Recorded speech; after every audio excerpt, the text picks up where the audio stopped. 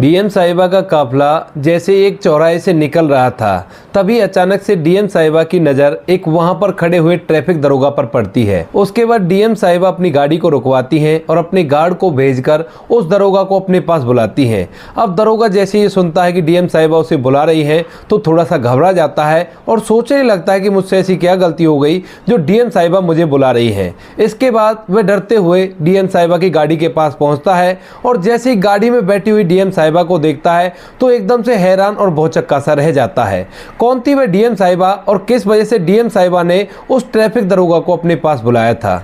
पूरी कहानी की सच्चाई जानने के लिए वीडियो को अंत तक जरूर देखें। मध्य प्रदेश के एक डिस्ट्रिक्ट में एक परिवार रहा करता है। परिवार के अंदर माता पिता है, एक उनका लड़का है जिसका नाम नीरज है और नीरज की अभी अभी शादी हुई है। उसकी पत्नी का नाम पूजा है और पूजा घर के अंदर अच्छी तरह से रहा करती है। वह अपने सास ससुर का कहा माना करती और पति की आज्ञा का पालन किया करती। नीरज जो है वो ट्रैफिक पुलिस में दरोगा है और अच्छे से उनका समय व्यतीत हो रहा था। नीरज की शादी को अभी जैसे 6 महीने बीतते हैं तो 6 महीने बाद अचानक से उसे पता चलता है कि इस शहर के अंदर एक वैकेंसी निकली है और उस वैकेंसी के लिए अगर मैं अपनी पत्नी का फॉर्म भर देता हूं तो हो सकता है उसकी भी सरकारी नौकरी लग जाएगी।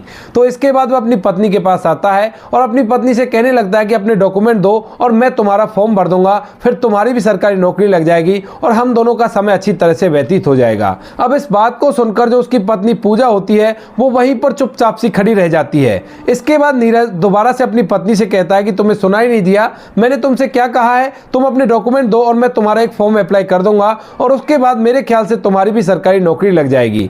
लेकिन तभी जो पूजा है वो उससे कहने लगती है कि नीरज ये बात आपसे लेकिन तभी उसकी पत्नी जो पूजा है उसकी आंखों में आंसू आ जाते हैं और रोते हुए वह नीरज से कहने लगती है कि नीरज मुझे माफ कर दो, ये बात मैंने तुमसे छुपाई है। अब इस बात को सुनते ही नीरज एकदम से पूजा की तरफ खड़ा होता है और कहता है कि कौन सी बात छुपाई है, क्या हुआ जो तुम इस तरह से रो रही हो? तो उसके बाद पूजा उसे बताने लगती है कि देखो मैं ज़्यादा पढ़ी लिखी नहीं हूँ, मैं 9वीं क्लास पास हूँ और उसके बाद मैंने पढ़ाई लिखाई छोड़ दी थी। उसके बाद जब मेरी और तुम्हारी शादी हुई थी तो मेरे घर वालों ने और तुम्हारे घर वालों ने कह दिया था कि लड़के को कुछ भी मत बताना और इसी तरह से अच्छी तरह से उस घर के अंदर जीवन व्यतीत करना। मैंने कई बार कहा था कि पिताजी आप इस तरह से मेरी शादी मत करो, लेकिन वो लोग नहीं माने और उन लोगों ने तुम्हारे साथ मेरी शादी तय करा दी और अब मैं तुम्हारी पत्नी बनकर तुम्हारे साथ रह रही हूँ। इस बात को सुनते ही जो नीरज होता है वो बहुत ही ज्यादा गर्म हो जाता है और पूजा पर चिल्लाने लगता है। अब जैसे नीरज के जोर से बोलने की आवाजें नीरज के माता पिता सुनते हैं तो वो लोग भी वहां पर आ जाते हैं और वहां पर आकर नीरज को समझाने लगते हैं। कहते हैं कि बेटा लड़की के अंदर संस्कार फूट फूट कर भरे हुए हैं और इसी वजह से हमने तुम्हारी इससे शादी कराई है। अगर कोई पढ़ी लिखी लड़की लेकर आता तो वो बहुत ही बेकार रहती और वो हमारा जरा भी आदर नहीं किया करती। हम तो यही चाहते थे कि तुम्हारा जीवन अच्छी तरह से व्यतीत हो, तो पैसे तो तुम कमा लिया करते हो और घर को संभालने के लिए इस लड़की को सब कुछ आता है, इसी वजह से तुम्हारी इससे शादी करा दी है। इसके बाद जो नीरज होता है उसे और भी ज्यादा गुस्सा आता है और वह अपने माता पिता पर भी चिल्लाने लगता है। कहता है कि कैसी अनपढ़ गवार से मेरी शादी करा दी, तुम लोगों ने जरा भी नहीं सोचा कि मेरी जिंदगी पूरी तरह से बर्बाद हो जाएगी। ऐसा कहकर नीरज नाराज होकर वहां से चला जाता है और पूजा इस बात को सुनकर फूट फूट कर रोने लगती है। तभी जो पूजा के सास ससुर होते हैं वो उसे सहारा देते हैं, कहते हैं कि बेटी चिंता मत करो, ये तो ऐसा ही है, 2-3 दिन तक नाराज रहेगा और उसके बाद फिर से सभी चीजों को एक्सेप्ट करके तुम्हारे साथ अच्छी तरह से रहने लगेगा। लेकिन दोस्तों धीरे धीरे पूजा और नीरज के बीच में विवाद बढ़ने लगता है और अब छोटी छोटी बातों को लेकर जो नीरज होता है वो पूजा से अनपढ़ गवार जाहिल कहकर बोला करता और बात बात पर उसकी बेइज्जती कर दिया करता है। अब तक वो उसके साथ रह रहा था तो अब तक ऐसी कोई भी बात नहीं थी, लेकिन जब से उसे पता चला है कि उसकी पत्नी 9वीं फेल है तो उसके बाद से उसका टॉर्चर कुछ ज्यादा ही बढ़ जाता है। पूजा पहले तो इस बात की शिकायत अपने सास ससुर से करती है, लेकिन उसके बावजूद भी जब नीरज बाज नहीं आता है तो अपने माता पिता के पास फोन कर उनको बता देती है कि इस तरह से मुझसे लड़ाई किया करता है और मेरे साथ बहुत ही ज्यादा जाती हो रही है। उसके माता पिता उसे समझा देते हैं, कहते हैं कि बेटी कोई बात नहीं, अब तो तुम्हें वहीं पर रहना है और तुम आराम से वहीं पर बनी रहो। तो जो पूजा है अपने माता पिता की बात सुनती है और वहीं पर रहने का प्रयास करती है, लेकिन नीरज उसे बिल्कुल भी पसंद नहीं करता था और एक दिन लड़ाई के दौरान वह पूजा पर हाथ उठा देता है। अब जैसे पूजा पर उसने हाथ उठाया था तो पूजा यह बात बर्दाश्त नहीं कर पाती है और वहां से रूठकर अपने मायके चली जाती है। मायके में जाकर बैठ गई थी, वह सोच रही थी कि कुछ दिनों बाद मुझे मनाने के लिए वापस आ जाएगा, लेकिन जो नीरज होता है उसे मनाने के लिए नहीं जाता है और वहीं पर अपने घर में आराम से बैठा रहता लगता है। जब उसके माता पिता उसे बहू को लाने के लिए कहते हैं तो वो मना कर देता है, कहता है कि उसे मैं नहीं लेकर आऊंगा और मैं तो उसे तलाक दूंगा, मुझे ऐसी पत्नी नहीं चाहिए जो अनपढ़ और गंवार हो। अब इस बात को सुनकर माता पिता उसे बहुत समझाने की कोशिश करते हैं, लेकिन वह उसकी एक नहीं सुनता है और कोर्ट में जाकर तलाक का केस दर्ज करा देता है। इसके बाद सम्मन पहुंचते हैं पूजा के पास और पूजा को यह बात पता चलती है तो उसे बड़ा ही गुस्सा आने लगता है अपने पति पर, क्योंकि उसने अपने पति की दिलो जान से सेवा की थी, लेकिन वो अब उसे तलाक देना चाहता है। इसके बाद पूजा भी ठान लेती है कि वह भी अपने पति को तलाक देगी और उस केस को लड़ने लगती है। कुछ दिनों बाद दोनों का तलाक हो जाता है और तलाक होने के बाद नीरज अपने घर रहता है और पूजा अपने घर रहती है। पूजा जब सोचती है कि उसका घर बर्बाद हो गया है और अब वो यहाँ पर पड़ी हुई है, उसके पति से उसका तलाक हो गया है, तो बहुत कुछ उसके दिमाग में ऐसा चलने लगता है जो उसको बर्दाश्त नहीं था, क्योंकि बार बार उसके सामने वो बातें आ जाया करती जब उसका पति उसे अनपढ़ गंवार और जाहिल कहकर बुलाया करता और बात बात पर उसे धमकाया करता। कभी कभी उसे अपने पति पर गुस्सा आता है तो कभी कभी उसे ऐसा लगता है कि जो कुछ भी हुआ है बहुत ही गलत हुआ है। इसके बाद जो पूजा के पिता होते हैं वो अपनी बेटी की हालत को देखते हैं और कहने लगते हैं कि बेटी अब मैं क्यों ना तुम्हारी दूसरी शादी करा देता हूं, क्योंकि पूजा के पिता के पास रुपए पैसों की कोई भी दिक्कत नहीं थी, अच्छा खासा रुपया पैसा था और उसके बाद भी पूजा के तलाक होने के बाद उन्हें कुछ न कुछ पैसे मिले थे और उन पैसों से ही वो अपनी बेटी की शादी कराने के लिए कह रहे थे।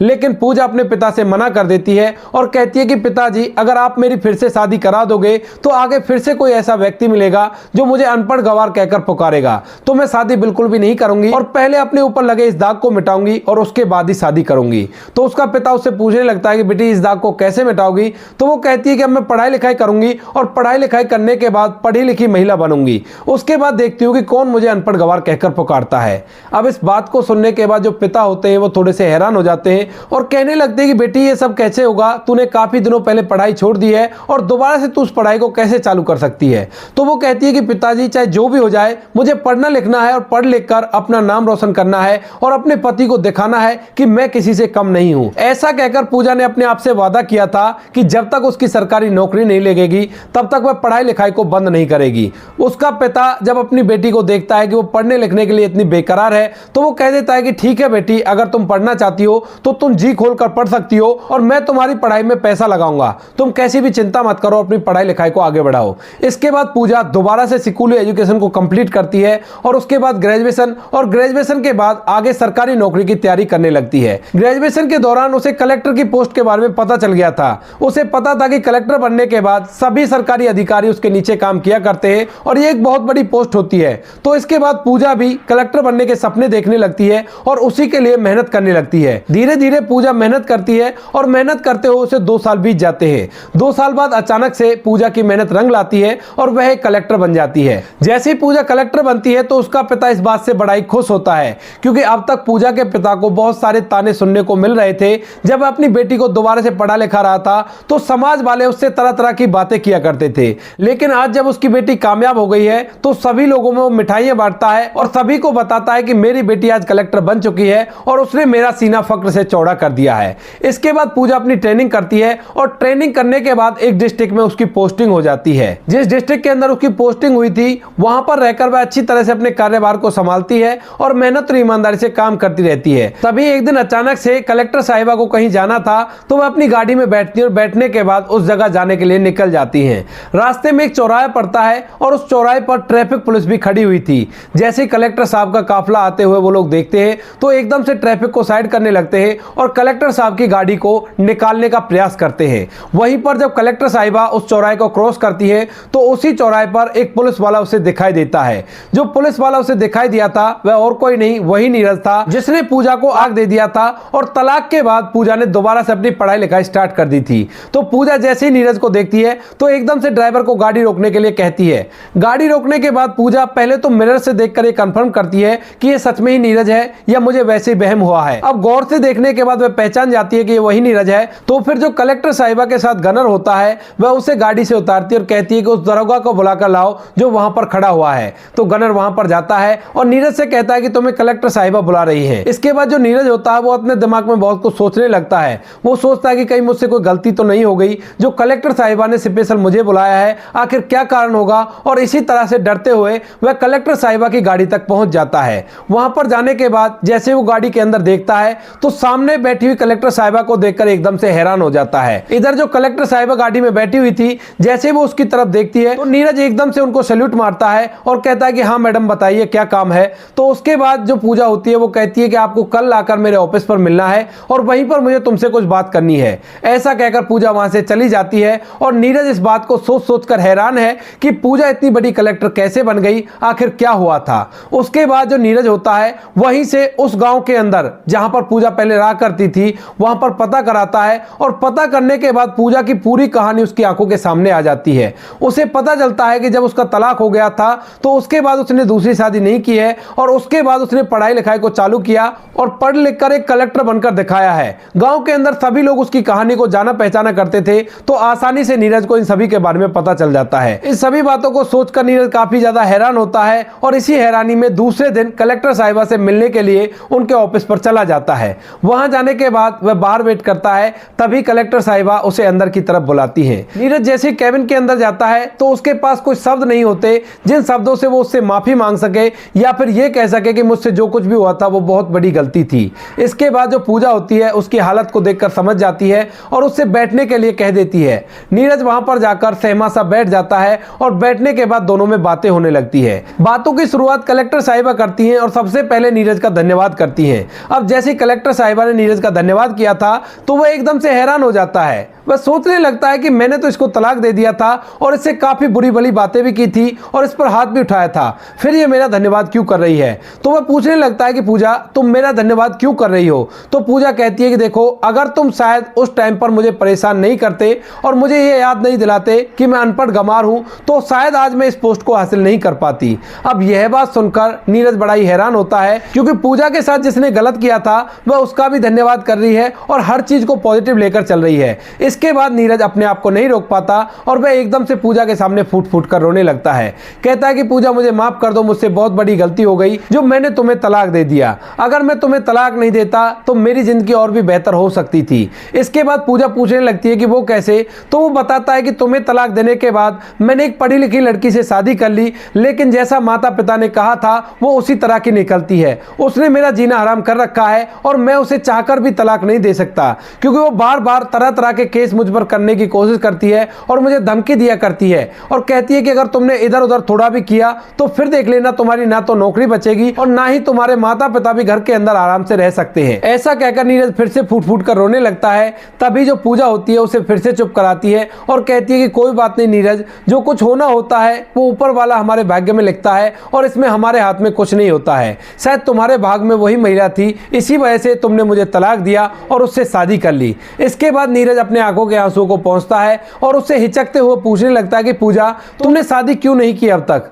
तो पूजा कहती है कि मैं शादी करना तो चाहती थी लेकिन मुझे तुम्हारी बातें शादी नहीं करने दे रही थी। बार बार जो तुम कहा करते थे ना कि अनपढ़ है गंवार है, तो इसी वजह से मैंने शादी करने से पहले यह फैसला किया कि सबसे पहले मैं पढ़ लिख कर एक सरकारी नौकरी प्राप्त करूंगी और उसके बाद ही शादी के बारे में सोचूंगी। इन बातों को कहकर पूजा कहने लगती है कि खैर छोड़ो इन बातों को, इन बातों में तो काफी ज्यादा समय लग जाएगा, लेकिन जिंदगी में कभी भी अगर तुम्हें मेरी जरूरत हो तो तुम बेहिचक होकर मुझे फोन कर सकते हो क्योंकि आज जो मैं कलेक्टर बनी हूं वो तुम्हारी ही बदौलत है। अगर तुम मुझे ताना नहीं मारते तो मैं कभी भी इस पोस्ट को हासिल नहीं कर पाती और यही कारण था तुम्हें यहां पर बुलाने का। तुम भले मेरे बारे में कुछ भी सोचते हो लेकिन मैं तुम्हारे बारे में अच्छा ही सोचती हूँ और तुम्हारी वजह से आज मेरी जिंदगी सफल हो गई है। ऐसा कहकर जो पूजा है नीरज को वहां से जाने के लिए कह देती है और नीरज वहां से मायूस सा होकर निकल आता है। अब शाम के समय में अपने पिता से बात करती है और कहती है कि पिताजी मुझे नीरज मिला था। तो इसके बाद पिता पूछने लगते हैं कि बेटी क्या कह रहा था। तो वह सारी बातें अपने पिता को बताती है और इन बातों को सुनने के बाद पिता को भी अपनी बेटी पर गर्व महसूस होता है क्योंकि जिस व्यक्ति ने उसके साथ इतना गलत किया था उसको फिर भी उसकी बेटी ने धन्यवाद किया था। इसके बाद कुछ दिन ऐसे बीतते हैं, जो पूजा है वो वहां पर काम करती रहती है और तभी एक दिन अचानक से पूजा के पिता का फोन उसके पास आता है और वो कहने लगते हैं कि बेटी तुम्हारे लिए एक रिश्ता आया है और वो लड़का तुमसे शादी करना चाहता है। इसके बाद पूजा मना कर देती है कहती है कि नहीं पिताजी, मैं किसी से शादी नहीं करना चाहती। लेकिन तभी उसके पिता बताते हैं कि बेटी लड़का और कोई नहीं, वही नीरज है जिसने तुझे तलाक दिया था। अब यह बात सुनकर वो बड़ी हैरान हो जाती है और कहने लगती है कि पिताजी, नीरज ने तो मुझसे कहा था कि मेरी शादी हो गई है और मेरी पत्नी मुझे बहुत ज्यादा परेशान किया करती है। तो उसके पिता कहने लगते हैं कि बेटी, वो तुमसे झूठ बोल रहा था, उसने अभी तक कोई भी शादी नहीं की है। नीरज के पिता यहाँ पर आए हैं और उन्होंने पूरी कहानी मुझे बताई है। दरअसल जब तुम दोनों का तलाक हो गया था तो उसके कुछ दिनों बाद तक नीरज गुस्सा रहता है, लेकिन उसके बाद अपने किए गए फैसले पर पछताने लगता है, क्योंकि बार बार वह तुमको याद किया करता और याद करके फूट फूट कर रोया करता। उसके माता पिता ने भी उससे कई बार शादी करने के लिए कहा था, लेकिन उसने साफ साफ मना कर दिया और कह दिया था कि मैं किसी से भी शादी नहीं करूंगा। अब जब तुम्हारी मुलाकात उससे हो गई है तो उसे लग रहा है कि वो तुम्हारे साथ शादी करे दोबारा से, चाहे उसके लिए कुछ भी करना पड़े। वह तुमसे माफी मांगने के लिए भी तैयार है और तुम्हारे साथ शादी करना चाहता है। इस बात को सुनकर जो पूजा है वो थोड़ी देर तक सोच विचार करती है और सोच विचार करने के बाद कह देती है कि ठीक है बाबूजी, आप मेरी उसी से शादी करवा देना और उससे कह दो कि पूजा शादी करने के लिए तैयार है। इसके बाद पूजा और नीरज दोनों की दोबारा से शादी हो जाती है और शादी होने के बाद दोनों एक दूसरे के साथ खुशी खुशी जीवन व्यतीत करने लगते हैं। शादी के बाद नीरज उससे पूछने लगता है कि पूजा, तुमने एक बार में इस शादी के लिए हामी क्यों भर ली? तो पूजा कहती है कि नीरज, शादी जिंदगी में एक बार होती है और एक बार मेरी शादी हो चुकी थी, तो मैंने सोचा जब तुम दोबारा शादी करने के लिए राजी हो तो क्यों ना तुम ही से शादी कर ली जाए और तुम्हारे साथ ही अपने जीवन को व्यतीत किया जाए। वैसे भी मैंने अपनी जिंदगी की शुरुआत तुम्हारे साथ ही की थी। वो अलग बात है कि हम दोनों में थोड़ा सा झगड़ा हो गया और झगड़ा होने के बाद काफी दिनों तक हम दोनों को एक दूसरे से अलग रहना पड़ा। तो दोस्तों ये थी कहानी एक लड़की की जिसे अनपढ़ कहकर तलाक दे दिया गया, लेकिन बाद में उस लड़की ने अपनी किस्मत अपने हाथों से ही लिख डाली। आप क्या कहना चाहते हो पूजा के बारे में? आप क्या कहना चाहते हो नीरज के बारे में? आपकी जो भी राय कमेंट सेक्शन में लिख सकते हो, लोगों के साथ शेयर कर सकते हो। वीडियो अगर अच्छी लगी तो वीडियो को लाइक और चैनल को सब्सक्राइब जरूर करें, ताकि हमें थोड़ा सा हौसला मिले आप लोगों के लिए ऐसे अच्छे अच्छे वीडियो बनाने के लिए। इन कहानियों को सुनाने का उद्देश्य किसी को परेशान करना बिल्कुल भी नहीं है। यह कहानी आपको इसलिए सुनाई जाती है ताकि आप लोग इन कहानियों में से कुछ ना कुछ सीख सको और अपने जीवन में उस चीज को अप्लाई कर सको। मिलते हैं किसी नेक्स्ट वीडियो में नए टॉपिक के साथ, तब तक के लिए जय हिंद, जय भारत, जय हिंदुस्तान।